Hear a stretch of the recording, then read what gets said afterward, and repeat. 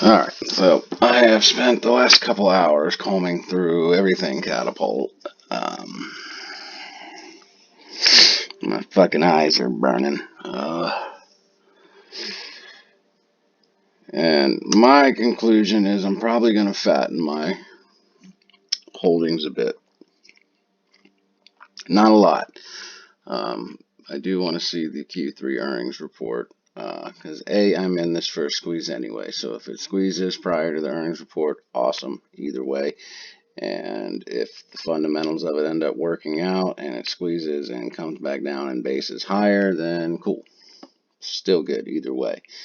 But looking at this thing on a year-to-date basis, these guys are bitching about this. From here to here is apparently a problem for the investors,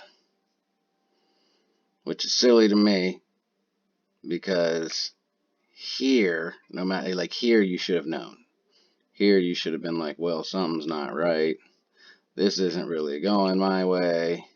Shit's not looking too well. It just happened to be on the day the earnings report came out that this thing fucking tanked from pretty much where it was in December all the way down to $3, from 9 to fucking 3. That's insane. That means that everybody that was invested here that's bitching, all of them got out and then some. And then some. Which is just strange. It's very, very strange. I'm assuming their IPO was here, and did what a typical IPO does. But when you get news of a class action lawsuit, for one, this isn't what a stock does. Excuse me. It does not run up like this on news like that. It just doesn't. This whole thing looks like a short and distort. It's a short fucking play, and like I said, they are notorious for doing this shit right here and then having a class action lawsuit come out on some news or whatever the case may be, whatever you can build a case around. Because there's a bunch of them. There's a bunch of firms and shit and everything trying to have class action lawsuits against Catapult, saying they were deceived, which is fucking ridiculous because deception ends here. If this thing were running and running and running and running, and then all of a sudden the earnings report comes out and it doesn't line up with this type of movement in your investment, which it does. I'm not holding any business to its numbers through the last 365 days through the pandemic. I'm not. A lot of them lost money in a lot of different ways. I actually think their gross profits through year over year was good. I think it was up like 27% or something. But a lot of the other numbers were down significantly, quite a bit. But understandably so. We're in the middle of a pandemic. I mean, a lot of people were struggling to begin with, had to have the government come in and give people money in order to keep roofs over their head and fucking eat and take care of their families and all that shit. So people aren't out exactly, buying products. Not like you would expect in 2019 or even early 2020, before all this bullshit went down. So this is just all part of a short game, in my opinion, and it being as low as it is, for me, is worth the risk to fatten up the position, just because, again, for me, this is a short squeeze play that has the potential to work out very well fundamentally, especially if everything does start getting back to normal here soon, by the turn of next year, what have you. And just for comparison, you had Bmbl earlier this year, went public in February, and started out really great, shorted fucking down, because that's just what they do. And then, class action lawsuit came out. And I think I can't remember if it came out at the end of last year in December, and then was settled in April, or I think that's what it was. I think there was a lawsuit that came out at the end of last year or something.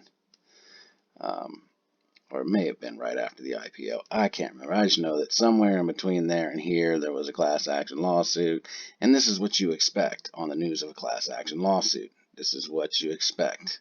A nice fat dip in people getting the fuck out of it. Not what's going on in Kplt at all. Not even remotely close.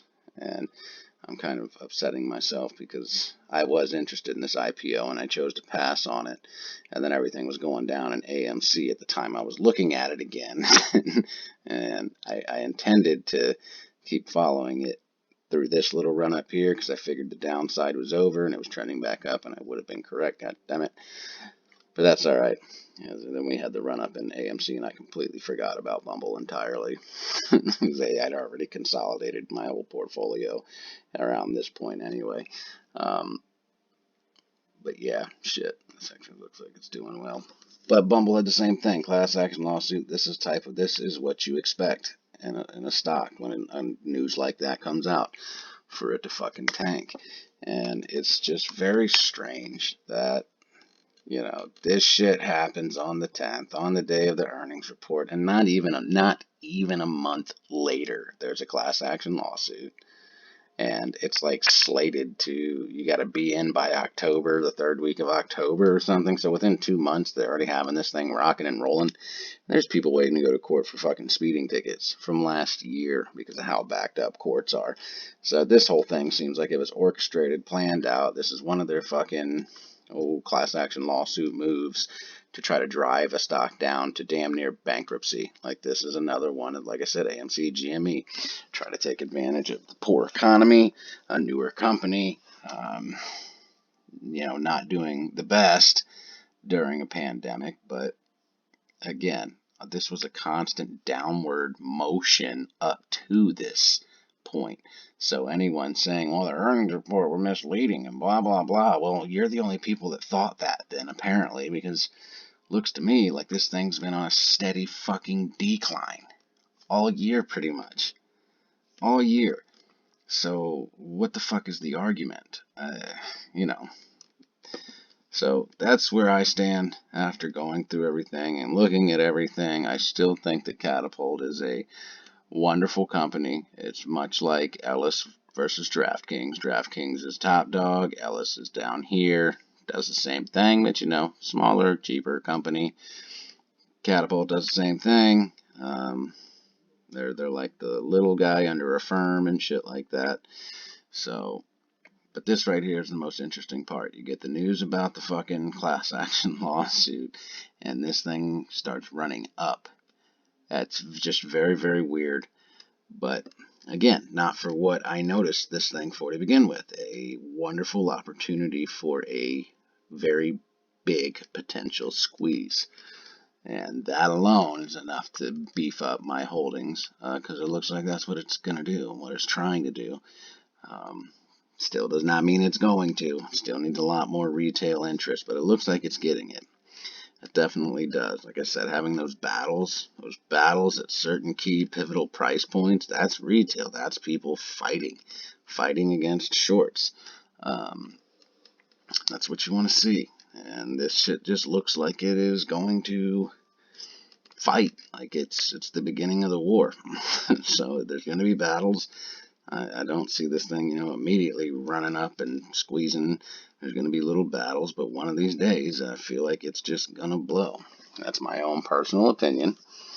Like I said, I'm going to fatten up my position personally just a little bit, for the potential of the squeeze, and even fundamentally with all the news and everything that's gone on, no one seems to be worried about it or scared about it. And if this thing does squeeze and run up, these fuckers will have a chance to, clean up any debt or anything from this year and make those numbers look nice and beefy once again.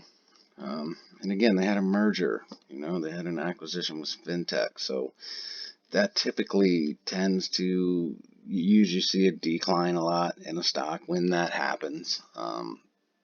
There's expenses involved with that and all kinds of shit that could have made the quarterly earnings report a little smidged, but I haven't seen anything fraudulent or that really looked misleading It's a goddamn pandemic. This literally, the whole thing looks like shorts trying to take an opportunity during a downturn in the economy with a pandemic to crush a bunch of fucking small companies that most likely would not have survived or weren't going to survive.